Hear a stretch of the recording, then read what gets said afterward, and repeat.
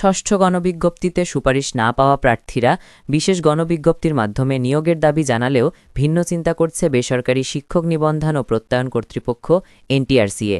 বিশেষ গণবিজ্ঞপ্তি প্রকাশের চিন্তাভাবনা নেই বলে জানিয়েছেন কর্মকর্তারা। বিশেষ গণবিজ্ঞপ্তির পরিবর্তে মেধার ভিত্তিতে নিয়োগের পরিকল্পনা রয়েছে বলে তারা জানিয়েছেন। এনটিআরসিএর একটি সূত্র দ্য ডেইলি ক্যাম্পাসকে জানিয়েছে, আগামী বৃহস্পতিবার ষষ্ঠ গণবিজ্ঞপ্তিতে সুপারিশপ্রাপ্তদের যোগদান শেষ হবে। এরপর কত শিক্ষক যোগদান করেননি সেই তথ্য সংগ্রহ করা হবে। শূন্য থাকা পদগুলোতে ভুল চাহিদায় সুপারিশপ্রাপ্তদের প্রতিস্থাপন করা হবে।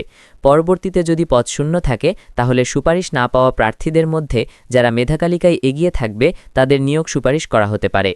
এ বিষয়ে জানতে চাইলে NTRCA chairman Aminul Islam the daily ক্যাম্পাসকে বলেন, বিশেষ গণবিজ্ঞপ্তি প্রকাশ করব নাকি শূন্য পদ থাকা সাপেক্ষে মেধার ভিত্তিতে প্রার্থীদের সুপারিশ করব তা এখনও চূড়ান্ত হয়নি।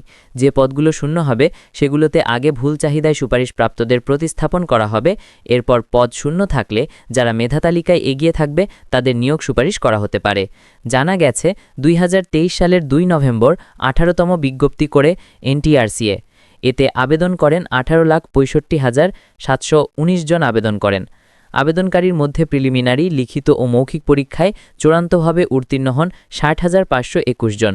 গত 19 আগস্ট প্রকাশিত ষষ্ঠ গণবিজ্ঞপ্তির ফলাফলে লক্ষাধিক পদের বিপরীতে মাত্র 41,627 জন প্রার্থীকে নিয়োগ সুপারিশ করা হয়। ফলে 18তম পরীক্ষায় চূড়ান্তভাবে উত্তীর্ণ হয়েও 16,213 জন প্রার্থী বাদ পড়ে যান।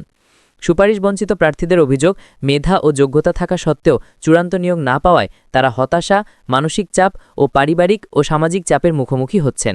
যেহেতু নতুন পদ্ধতিতে 19তম পরীক্ষা ও নিয়োগ প্রদান হবে, তাই তারা অনুরোধ জানিয়েছেন যে 18তম সকল নিয়োগ বঞ্চিত প্রার্থীদের সুপারিশ নিশ্চিত করার পর 19তম সার্কুলার জারি করা হোক।